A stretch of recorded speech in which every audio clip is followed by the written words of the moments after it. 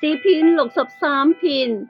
神啊，你是我的神，我要切切的尋求你，在乾旱疲乏無水之地，我渴想你，我的心切慕你。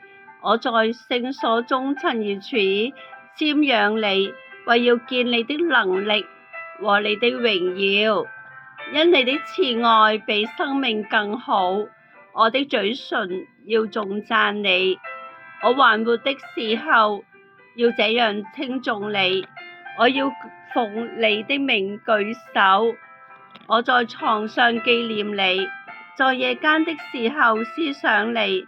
我的心就像飽足了骨髓肥油，我也要以歡樂的嘴唇讚美你，因為你曾幫助我，我就在你翅膀的蔭下歡呼。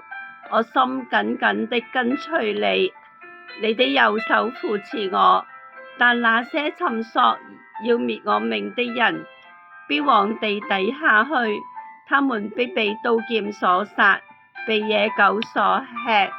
但是王必因神歡喜，凡指着他發誓的，必要誇口，因為說謊之人的口必被塞住。